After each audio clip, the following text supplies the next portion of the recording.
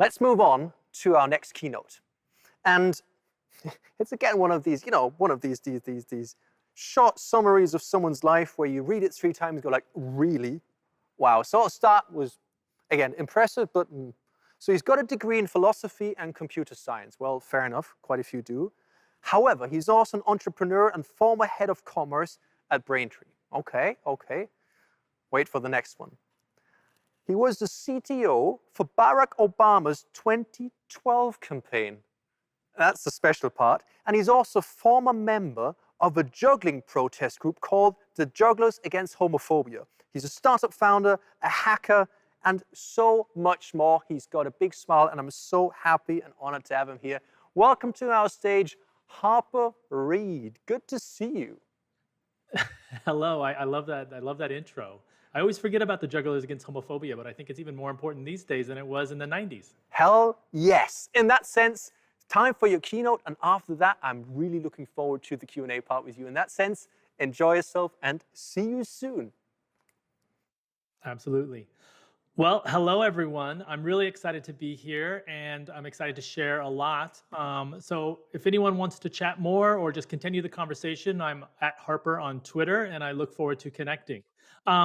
Today, I'm pretty excited to talk about, just a topic that I think about almost every day, which is like, what does the future look like with AI? We have so many opportunities ahead of us, and I really want to make sure that we're using some of these really wonderful tools to create a really great future. But before we do that, I'm going to talk about my favorite topic in the world, which is myself. So, how many of you folks, you probably all know who these folks are. It's Steve Jobs, Steve Wozniak, there's some other guy, I'm not sure who that is, but these folks made one of the better computers out there, at least that I thought when I was a young person. I got this computer, an Apple IIc, changed my entire life. From that point forward, I knew that the world was going to be this a wonderful, very exciting kind of place. I read this book called Hackers. It was a book by Stephen Levy, and I read it when it first came out or shortly after. And I remember thinking, wow, there's this whole world out there, this world that is really interesting, a lot about sharing, a lot about openness, a lot about collaboration. And I realized that I'm a hacker. And of course, I was a young person. I told my mom, hey, mom, I'm a hacker. And she was like, oh my gosh, not a hacker. Of course, she had no idea what that meant. I really had no idea what it meant. I just knew that this book was such an important part of my life. And so, I program computers. I kind of follow the words of Dr. Dre. I touch code every day. I really spend a lot of time programming, and that's an important part of my identity. I worked for this wonderful organization called the Obama Campaign. This guy right here, Michael Slaby, he hired me. And Michael Slaby was a CTO in 2008. And the thing about 2008 is that 2008 was this amazing kind of startup. No one knew what was happening. They didn't know, what was going to happen in 3 weeks, let alone a month. They were just very, very excited about building this really great technology. I was a CTO in 2012, and this is a really good transition, I would think. And the CTO in 2012, we had to be very thoughtful about big platforms. We saw just in the United States over the last week what an election is like. It's crazy. It's always been crazy. Maybe not as crazy as 2020, but it was always been crazy. And what that means is that you have to build really big technology in a short amount of time with no resources, and you only get one chance. And I think this is the thing that is unlike any other technology kind of path, is that you only have one day, election day, and you can't ship before and you can't ship after. You only have to ship on election day. It's quite crazy. So this was a really wonderful experience. We obviously won, which was really exciting, and that kind of built a foundation of my career to think about data, think about analytics, think about AI. And so let's talk about AI. And this is something that I think about all the time, which is, what is AI? Nobody actually knows. I mean, I certainly have no idea what AI is. I wonder a lot about what AI is because it's changing so fast. And I've decided that, I think AI is magic. I think it's just magical. I think it's this exciting thing that we all kind of take for granted. But really, AI is simple. It's just machine learning, and it's just neural networks. And these things are actually math, right? It's pretty straightforward. And it's not new. It's actually 50 years old or more. These are concepts that have been around for a while. So why do we have such progress these days? Why is there such new conversations around it? Well, I mean, obviously, with the advent of better computers and whatnot, but also we've just done a lot more research and whatnot. And you can see that it's getting way better, it's getting way faster. But my favorite part is it's getting way weirder. So, here's a picture of myself, and you can see now if you really kind of look at my beard here. I'll go ahead and fast forward, and you can see that it changes. This is what happens when you run one of these images backwards through some of Google's image recognition algorithms. It starts finding objects where there are no objects, or you never know. Maybe there is a beard in my, or a dog in my beard. Who knows? But this is an exciting kind of time and an exciting thing. And what really stokes me every day is that these are things that are used every day by all of these wonderful companies. It's really becoming a standard tool. I'm sure many people in the audience are thinking about their own AI strategies, their own strategies around machine learning and whatnot, and wondering, is this a sure bet? Absolutely, this is a sure bet. This is one of the best things that you can bet on right now: automation, etc. But there's a couple interesting things that I like to think about around AI. Some things that are very interesting and cause a lot of questions. The first one is that AI doesn't learn like humans. We know this, but I think it's worthwhile underlining. For those of you that followed the Go match with Lisa Dahl back in the day, a few years ago, the thing that I found really interesting about this was a lot of the pundits around Go talked about how the moves seemed alien. They didn't seem like they were moves that a normal human would do. They hadn't seen them before. And this was really exciting because AI really does end up creating what amounts to alien knowledge. It's not just these fancy pictures of what happens when you run through, computer algorithms backwards and how it starts to find objects inside of other objects. It's not just that. It's also that it creates this kind of these results that we did not expect. So here's a tweet from 2008, and this is something that I really liked. And as you can see, it's about Google. It's about RankBrain. And one of the things that they say, I guess it's 2016. Sorry, my bad. One of the things that they say is that they don't understand what RankBrain is doing. Well, that blows my mind. What do you mean you don't understand what it's doing? Well, what this means is that they have an algorithm that they just don't understand how it works. They see what it does, but they don't understand how it works. And I have a car that uses a lot of fancy algorithms and machine learning to help self-drive. And what I love to do is I love to be on the highway and I enable it. And suddenly we're self-driving and I think, I'm pretty sure Tesla doesn't know how this works. I love that. That's just part of the world that we live in, is we have no idea how or why these things work, but we're using them every day. James Bridle, who is, one of my favorite kind of pundits around this stuff, he says, machine learning is what we call any software we don't understand. And this is something that I just think is so funny. It's like we have this world where we're building software and truly we do not understand what it is, how it's working, and whatnot. And I think this is something that we have to come to terms with a little bit. But at the same time, it's very interesting. I love it. So the third thing, though, is this: very smart people are scared of AI, and I think we can actually talk through this a little bit. So Bill Gates is very interesting, right? Bill Gates has a lot of big ideas around kind of AI and how important it is for the business. But Bill Gates says, I don't understand why some people are not concerned. Well, that's pretty shocking. Okay, what about Elon Musk? Elon Musk, obviously a big business leader, very innovative, uses a lot of machine learning and AI technology in his companies. He says, with artificial intelligence, we are summoning the demon. Okay, well, that's pretty dramatic. What about the late Stephen Hawking, another wonderful leader around math, science? The development of full artificial intelligence could spell the end of the human race. Okay, that's pretty dramatic there.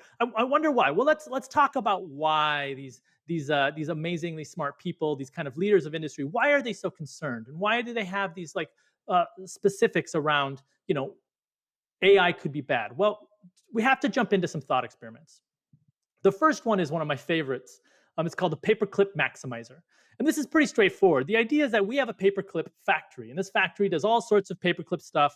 And we decided to add an AI to it, and that AI will, build paperclips much more efficiently, allowing us to have, much more free time, allowing us to really focus on just, running a wonderful factory, maybe spending time with our families, etc. So we install this AI, and it goes through and does all of the magic stuff that it needs to do, and it suddenly starts realizing that, hey, I can make more paperclips if I start, taking some of the trees that are around the factory and maybe harvesting some of the ground and the roads. And it starts getting resources to make more and more paper clips. And it's so efficient and our instruction was just make paper clips, make as many paper clips as possible. And so it just pumps out these paper clips and starts harvesting more and more of the space around the factory. And in fact, harvests the whole earth, harvests the moon, harvests everything around us. And it's this kind of thought experiment of what happens when you don't give the proper instructions. When you just tell the AI, just, make paper clips, then the AI is just going to make paper clips, despite the fact that it shouldn't harvest, as we all know, it shouldn't harvest the trees, it shouldn't harvest the oxygen, it shouldn't harvest the humans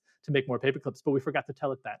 And it's really hard to kind of build that out. And that leads us to the next kind of thought experiment, which I actually think is one of the funnier ones. It's the AI control problem, or called the power button problem. And this is another one that I really think is funny. It's this idea, this very straightforward idea that when you have like let's say we have a Roomba or one of these robot vacuum cleaners at our houses, and it's cleaning and it's just doing all of this great work in our house, and we get an email that says, hey, you can upgrade to the latest kind of robot vacuum cleaner and or the latest AI, and it'll clean twice as efficient. It'll be so much cleaning, you're just going to love it. And so you, of course, are like, yeah, I'd love to upgrade this. Let me upgrade it right away. We upgrade it. We put it out there, and suddenly the Roomba's like, hello, I'm here to clean. And you're like, oh, great, Roomba, why don't you clean it up? Or vacuum, why don't you clean it up? So the vacuum cleans, and your house has never been cleaner. And you're just like, this is great. This is exactly what I want. I want the cleanest house. And you're just so excited. And so weeks go by. You're very happy with this very clean house. And you decide, you know what? I need to go on vacation. I just, it's so great. The paperclip factory is doing well. My vacuum is doing great. I'm going to go on vacation. And so you go to turn off the robot, and you're like, hey, robot, I'm going to go on vacation, so I need to turn you off. And the robot's like, you can't turn me off. I'll die. And so the robot is like, no. And so you're sitting there and you're negotiating with your vacuum, and you realize, wait a minute, this is ridiculous. So you go to turn it off, and the robot scoots away, and then you get out a broom, and you're chasing the robot around your house trying to turn it off, because the robot is alive. Or is it? The robot is alive, and it's trying to clean with these simple instructions of just cleaning. And so you are fighting with the robot at this point in time, and you go turn it off, and it just skirts away and comes back and kills you and your family because it does not want to be turned off, because it does not want to die. And that's a really terrible summary of the power button problem. But this idea that the AI may not want to be turned off, and this is just a vacuum, just a simple, item in your house, and suddenly it's alive, and we have to deal with what that means. And so these are really big problems. But thankfully, philosophers, researchers at some of our best universities in the world are thinking about these things. And these are some of the reasons why Elon Musk, et cetera, are worried about AIs, is because it's very hard to figure out, how do we solve the power button problem? How do we solve the paperclip maximizer? How do we solve these big philosophical problems? And so, today, it's different. We have different issues today. We have a long way to go before our cleaning robots are harvesting our families, and our paperclip factories are harvesting the moon. But we have some things that we're using AI every day. Some of my favorite parts, like if you go to YouTube and you just type in robots falling down, you get to see all of these wonderful robots that have been millions of dollars of research all falling down, kind of demonstrative of that AI is not quite there yet. We don't have the Terminator. We don't have the cleaning robot like in the Jetsons. And for those of you who've spent a lot of time around AIs, one of my favorite things to do is to look at how AI, when you train AIs, how that fails. And so let me go through some of my favorite ones here. These are great. So the first one here is, this is a model, an AI, and what it does is, to avoid losing the game, it pauses. So you're trying to train a robot that plays a game, and to avoid losing, it just pauses the game because you forgot to tell it to play the game. You just said, don't lose. And so it just pauses the game. I love that. Here's another one. An agent kills itself at the end of level 1 to avoid losing in level 2. I love it. These are great. I love these. Creatures bred for speed grow really tall and generate high velocities by falling over. Okay. Simulated pancake making robot learned to throw the pancake as high in the air as possible in order to maximize time away from the ground. Okay, so you can see there's hundreds and hundreds of these. There's a huge collection. I would definitely go check it out. It's always fun to read about people's kind of how things have failed when training AIs. Digital assistants. I'm sure a handful of people in the audience have digital assistants. These crack me up all the time. Here's a good one. Sorry. Amazon's Alexa started ordering doll houses after hearing its name on TV. It's just like, yes, I love that. This is my very favorite one though. Parrot activates Alexa when mimicking owner, places online shopping order. I'm not sure if that's a problem with the Alexa or the parrot, unsure, but I think it's hilarious. And there's all sorts of new fancy tech that I actually think is very relevant to this conversation. OpenAI, which is a really wonderful company out there in Silicon Valley, has done a whole bunch to kind of push these ideas of really advanced models for language. And so what I did is I actually, in preparation for this talk, I went ahead and I generated a presentation that's generated entirely by OpenAI about eating hot dogs. So let's jump into this. So here is I love this. How to Eat Hot Dogs by Harper Reed and OpenAI. Okay, first, eat it like a hero, eat it like a girl, eat it like a dude. Now scream nom nom, scream nom nom, scream nom nom. Practice makes perfect. So that's the presentation is generated by OpenAI. And when I first saw this, I was like, what does this mean? What is happening? I guess the idea is that we're not quite there yet. We're not there where we're going to have these AIs taking over, replacing all our jobs, etc. We have a long way to go. It's close. I mean, it did generate a presentation about eating hot dogs. It just, what is it? What does nom nom mean 3 times? I don't know. So obviously lots of issues, but there are some big issues that we need to deal with that are infecting today, that are very much part of our everyday. The first one here, which I think is really important, is persuasion. When I first started thinking about this was in the eve of the 2016 election in the United States, where we saw a huge amount of people, buying ads, building websites, and really what they were doing is they were pitting in kind of some sort of competition the ad networks against people, normal people fighting normal ad networks. And in that case, the ad networks, which are using machine learning and AI to make very efficient decisions, are always going to win. And we've seen an increase of this since 2016. And one of my when I think about this, and I think about the work we did in 2012 versus 2016, and then thus in 2020, what is the big difference? Well, the big difference between the work we did before is that we're very, very transparent. We asked permission, and we gave attribution where needed. Whereas in today's world, we see a lot of things that are kind of hidden. We don't know who made them. We don't know why they're there. We don't know why they're efficient, why they're being popped up there. And I think that's something that we need to change. And one of my favorite people in the world, Renee DiResta, she talks a lot about these ideas, about how we have these social networks, we have these kind of algorithms that when you mix them together, it causes some really interesting problems. Specifically, she talks about in one of her papers, fake news and rabbit holes, radicalization by the recommendation engine. She talks about how you can take a recommendation engine and it can be built for, non-nefarious needs. It can be built for to be very positive.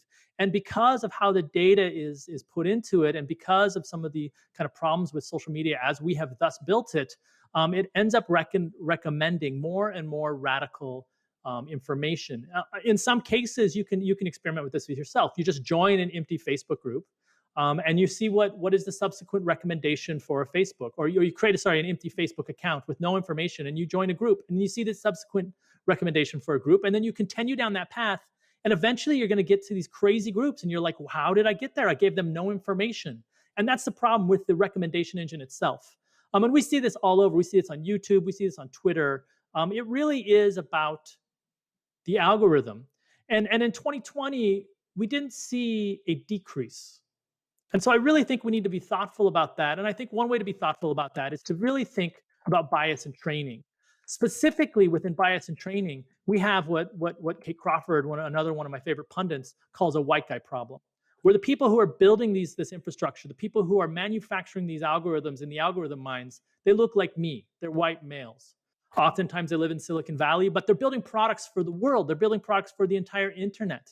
And when they look more like me instead of more like regular folks, they run into things like this. This is a headline from a few years ago. Self-driving cars more likely to drive into Black people, study claims.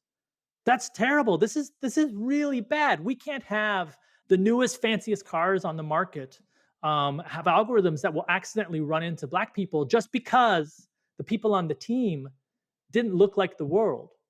I guarantee if you had more Black people on your team, you wouldn't have an algorithm that accidentally runs into Black people. But it doesn't have to be so stark. It doesn't have to be kind of such a brick to the face. I have a really funny story. I advised this startup back in the day. It was a Chinese startup, a really amazing computer vision startup. And they built this really amazing app that I loved. I loved when they were talking about it, and I finally got to see it. And what it did is you took a selfie with your phone, a very simple thing. Oh, here I'm taking a selfie. And what would happen is it would guess your age and it would tell you how attractive you were. And I thought this was hilarious. I was like, oh boy, I can't wait to try this out. So they talk about how hard it was to build, and they come in to demo it. This is in one of my startups. They come into my office, and I have my team around me, and we're real excited because we've all worked with this team for a while. And they sit down and they show us this wonderful thing, and they try it on themselves. And there's about 5 of them, and it's like 27, 26, 29, 32. It gets all their ages perfectly. And I was like, wow, that's really amazing. How did you get your ages perfectly? And they're like, oh, with the computer vision, it's really amazing how you can do. So I'm like, I want to try it. So I take the phone, I hold it up to my face, and I take a selfie. I look at it, and it says, you're 430. And I'm just like, wait a minute, I'm not 430 years old. I mean, I'm older, but not 430. And they all laugh, and they're like, oh yeah, it's probably your glasses and it's probably your beard. And so my buddy Clint was with us. And so he tries it, no beard, no glasses. He tries it, same thing, holds the phone up to his face, takes a selfie, and it says 140 years old. And they're like, oh no, like what happened? They huddled together and they realized that they had only tested it within their network, which was Chinese. They'd only tested it on Chinese people. It doesn't matter who you are, where you are. Diversity is so important for these algorithms. Because if you're trying to build a product for the world and you accidentally only test it on one type of person, you're only going to get one type of result. And in fact, you can run into really drastic and dangerous problems. So I want to go back to training AI. I talked a little bit about the fun of that. And I think training AI actually is a little bit like, it's a little bit like genies, a little bit like wishes. But first, I want to read this out to you because I think this is really important. And the thing about this is obviously a I'm trying to think how to describe it. It's obviously this was not a real thing. This is something, an artificial life simulation. So in an artificial life simulation where survival required energy, but giving birth had no energy cost, one species evolved a sedentary lifestyle that consisted mostly of mating in order to produce new children, which could be eaten. Obviously, that's not probably what the researchers meant. They did not mean for that artificial life to do that. But that's what happened when your training is bad. And like I mentioned, this is like a genie. We all hear the story of the person that finds the magic lamp. They rub the lamp and a genie appears. And what happens? The story never ends well. The story always ends with like it would be me. I would find it, I'd be like, I want solid gold pants. And then I can't walk because I'm wearing these pants that are solid gold. And so you get stuck in these genie stories. It's always about being careful what you wish for. But the thing about AI and this machine learning world is that it does exactly what we tell it. And if we don't tell it a message that is full of diversity, that is full of equality and justice, then it gives us a world that is not diverse. It gives us a world that is not just, and it gives us a world that is not does not have equality. Luckily, there are some people who are working on this. And this is one of my favorite people, Joy. Joy did this thing that I think was great. Please follow her on Twitter. She did this thing called the Algorithmic Justice League. And the Algorithmic Justice League comes from her experience, this wonderful experience. You really should look up her and her work because her experience is so good. And I'm not going to do it justice talking about it. But she talks about how when she was first learning some computer science, computer vision stuff at MIT, how it wouldn't work on her. It only worked on her when she put on, as you can see in the background, that white mask, this caricature of a person. When she put on that mask, it worked great. But it didn't work at all if she was just herself, a Black woman. Obviously, that is not good. That is not an intended result, yet that is the result that we have. And so luckily, we have people like Joy who are fighting on behalf of everyone to solve some of these problems. So that's one of the part. But the final thing I don't think we are ready for, which is the displacement and de-skilling that is going to come with automation and AI. And if we look at the world of truck drivers, we look at the world of autos, not auto, A-T-T-O, automobiles. In the US alone, there's 3.54 million truck drivers that will be displaced in the next 20 years. Kai-Fu Lee, he suggests that 40% of jobs, that's 40% of jobs. No one is going to be safe from this. No industry is safe. Everyone will be affected. So what do? This is what I think about all the time. I said that I like to think about AI. This is what I think about. I think we got to follow a very simple process. And this is very simple. ABC. Always be conscientious. Always be thinking about people, because no matter what is happening, every single time we think about a big model, there's a person somewhere in there. The data is representative of a person in some way or the another. And the best way to do this, I think, is think about users. Invest in user experience. Really push this out there to let the users have a say in how these products are developed. You won't run into the problems like we saw with the self-driving car or my friends in the Chinese computer vision startup. You won't run into those problems if you have constant testing from a user experience standpoint. The second thing is we really need to think about people. We really need to invest in ethics. And that's for everyone. I really want companies to have, chief ethics officers, people that have say in the boardroom to be talking about, is this ethical or not? Because we're all faced with this quandary. But there's one final thought, and I love this.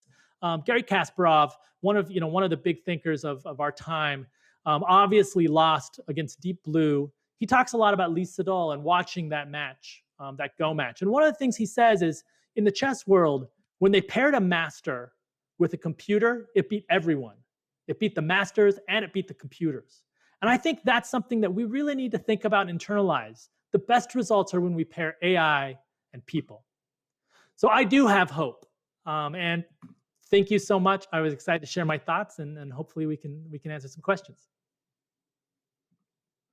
Indeed, we can. That was real fun. That was really interesting. First of all, I have to say, from I have 10 years in tech background. First of all, that was a really nice flex initially when you said it's at Harper on Twitter. If you have at first name, we know you're important. So that was quite a nice one. I have a funny thing about that. When I signed up for Twitter, I did not do at Harper. I signed up with some esoteric, IRC name, and then a friend of mine was at the Twitter headquarters and was like, "Hey, do you want at Harper?" And I was like, "Yeah." And then I was literally at a meeting. This is probably 2008. Yeah. And I'd had an account since 2006. And I was at a meeting, at the meeting, get the text. And I was like, yeah, just didn't think of anything of it. And I went upstairs to my office and I was at Harper. That is so I'm excited about you. Excited as you are about it still to this day. Because you don't meet that many people at first names. That's really cool. There was so much to this, and what I really enjoyed is the way you said, look, if you want to train an algorithm for the world, you got to test it on the world. So basically, you're saying, look, if you want to achieve diversity, be diverse in testing, but that's also somewhat tricky, isn't it? Because how do you test an algorithm on the world, or how do you create a diverse test group? I think the first thing you do is you have to have a diverse work group. You have to have the people working on it be diverse. Because I know if I'm sitting next to a very diverse group and we're building an algorithm, the first people that will see it is going to be a diverse group. Mm-hmm. If it's only white men, they're only going to build an algorithm. The first version is only going to work on white men. Mm-hmm. That's just how it works. We see this over and over and over again. And I think there's a lot of reasons for diversity in tech. But for me, the number one is that the first versions are more effective. They're better, just from a pure capitalist standpoint. You make a better product with the more diverse team. Mm-hmm. Now, I'm also curious, while we're just talking about it, is social media something that was built by a non-diverse group? I'm just curious, the general functions. Absolutely. You look at the initial teams, and so in tech we often talk about the underrepresented minority.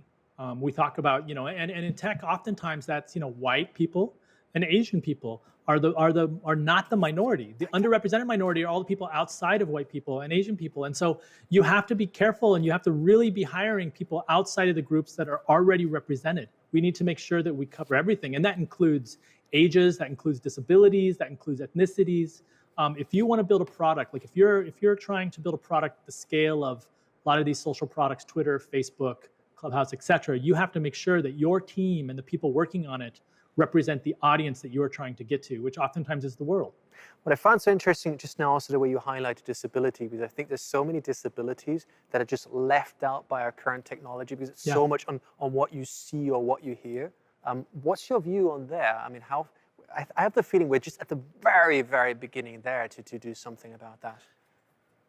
Yeah, and I'm lucky in that I have a few friends that have helped helped grow my own perspective on this. And I often think, when I first started talking about diversity within tech, I started saying, well, you need to make sure your team is diverse. I actually think it's important to make sure the people that you're surrounding yourself in general is diverse, because we all go home from work.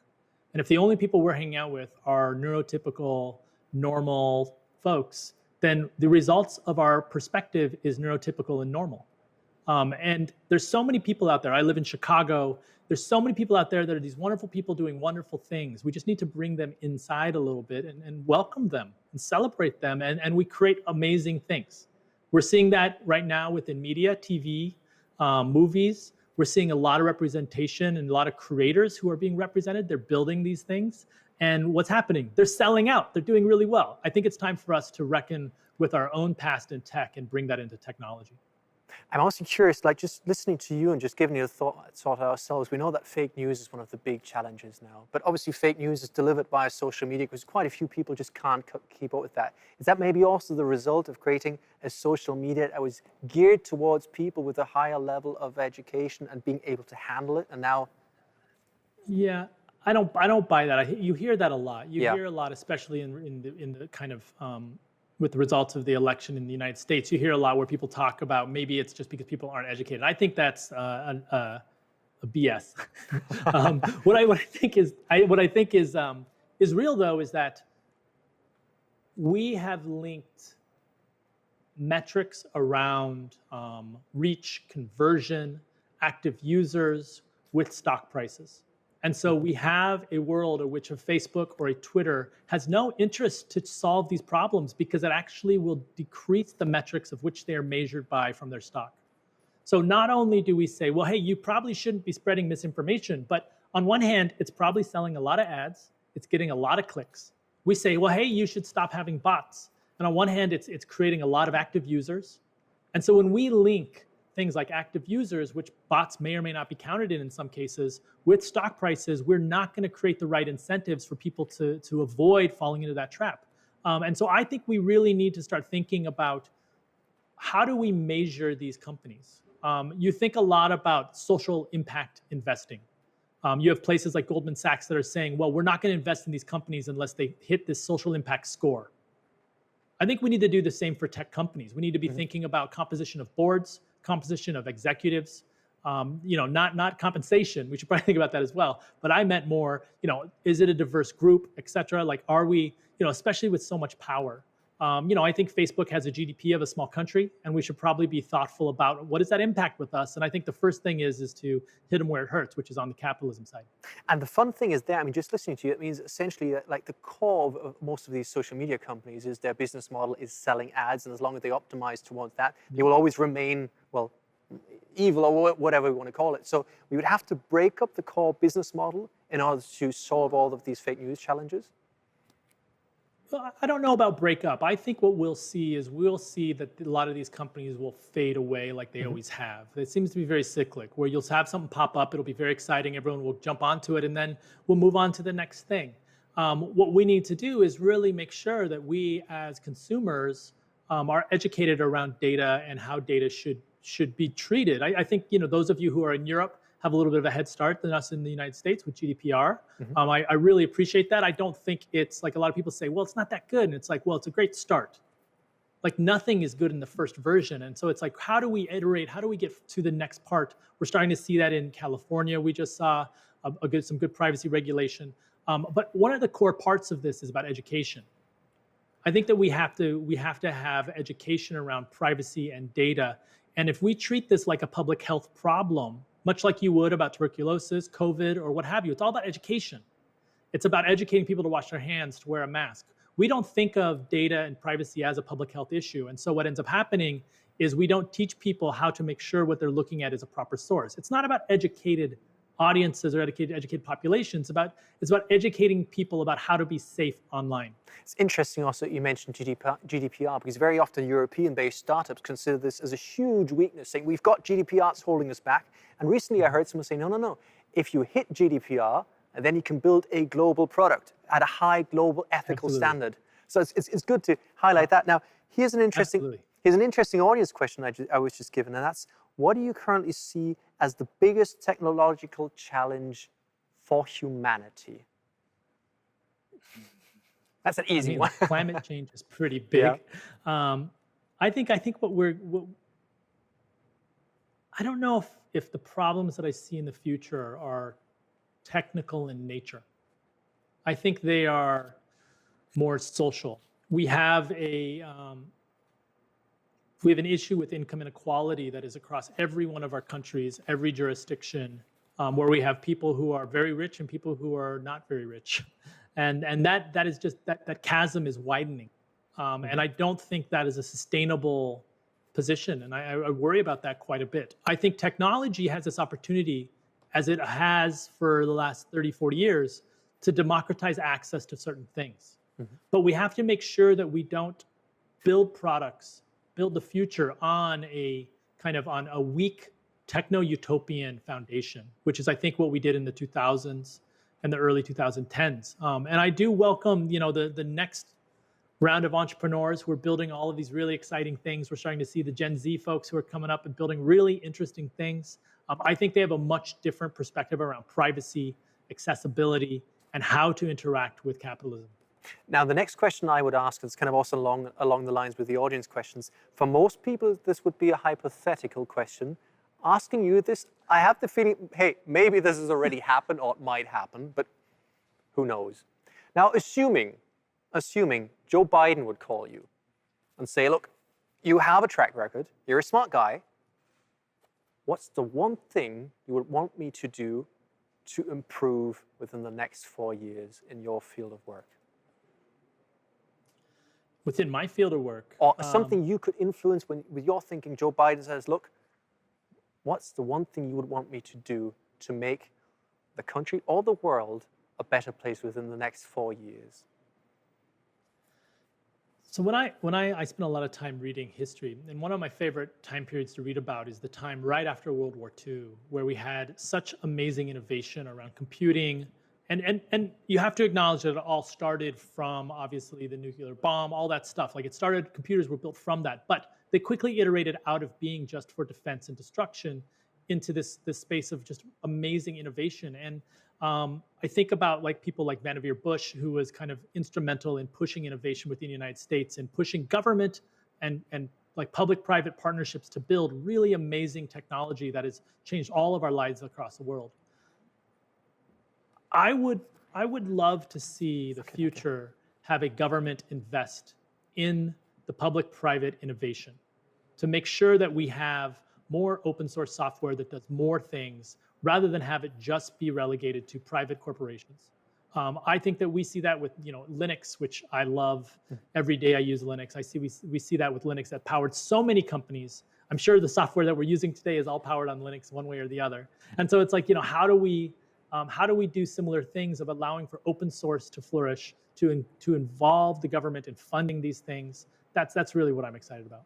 Thank you. Here's a great question. How can AI really help us to improve everyone's life when it's mostly trained by or for companies and their use cases to maximize individual profit, not common welfare? What a beautiful question. That is a wonderful question. And I think if there's one point that I would love everyone to understand is I don't think we can. Oh, that's a bit of a bummer. As long as I think it is a bummer, but it sucks, right? I was expecting something motivational, uplifting. We go, yes, we can. I think we're, to be honest, I think we're in a really tough spot where if the people who are building all of our innovation are building it to make themselves wealthy, then we're never going to have that innovation spread around. We have to figure out how to solve some of these problems. And when I think about the social issues in the United States around income inequality, around social services, they're all based roughly inside of capitalism. And believe me, I'm a capitalist. Like I have raised venture capital money for startups. It's like this very complicated identity of being like, I'm also part of the problem. And I believe that we have to find a solution. Now, I mean, we have like 1.5 minutes or something left, and I'm enjoying myself so much. But the thing is, like, imagine, that's a super weird question, but imagine JFK would reappear and say, Harper Reed, I have one opportunity for you, and that's form your very own moonshot. What would it be?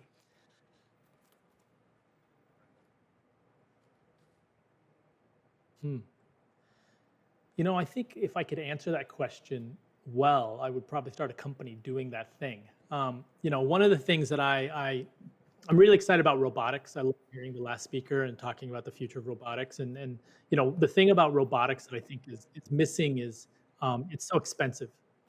it's still very, very cost prohibitive to bring robotics into places. And so, you know, I think one of the places that I would invest is around, and this is something that I spent a lot of time looking into earlier this year before COVID, was the idea of building out robotics for accessibility, for prosthetics, wheelchairs, mobility, et cetera. Because, and this is why, I think this is why it's so cool if you focus on some of these problems. If you build out products for accessibility to help people who are differently able become better than regularly abled people, it will also affect all the regular people too.